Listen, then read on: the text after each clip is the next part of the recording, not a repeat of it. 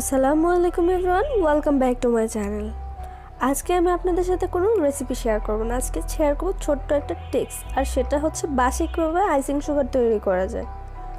হাতের কাছে সবসময় আইসিং সুগার পাওয়া যায় না, আর সুপার শপগুলোতে পাওয়া গেলেও সেটা খুবই দাম দিয়ে আমাদের কিনতে হয়। তাই আজকে দেখাবো বাসায় কীভাবে আইসিং সুগার তৈরি করা যায়।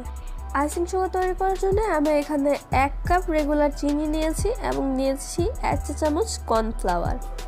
এবার চিনিটা আমি একটি ব্লেন্ডারের জাগে ঢেলে দিব।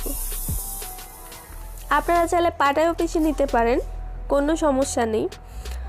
এবার দিয়ে দিচ্ছি 1 চামচ কর্নফ্লাওয়ার। কর্নফ্লাওয়ারটা কিন্তু দিতেই হবে, তা না হলে কিন্তু আইসিং সুগার হওয়ার পরে সেটা রেখে দিলে আইসিং সুগারের দলা পেকে যাবে। এবার এগুলোকে আমি ব্লেন্ড করে নেব কিছুক্ষণ, ততক্ষণ ব্লেন্ড করব যতক্ষণ না চিনিটা ভেঙে একদম পাউডার না হয়ে যায়। আইসিং সুগার কিন্তু তৈরি হয়ে গিয়েছে, একদম পারফেক্ট একটা পাউডার হয়ে গিয়েছে।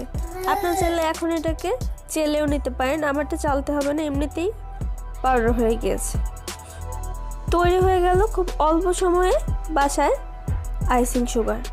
আশা করি আপনাদের কাছে ট্রিক্সটি ভালো লেগেছে, আর ভালো লাগলে অবশ্যই আমার চ্যানেলটি সাবস্ক্রাইব করুন, লাইক কমেন্ট শেয়ার করুন এবং ফ্রেন্ডস অ্যান্ড ফ্যামিলির সাথে শেয়ার করতে ভুলবেন না। আজকে এ পর্যন্তই, দেখা হবে অন্য কোনো দিন।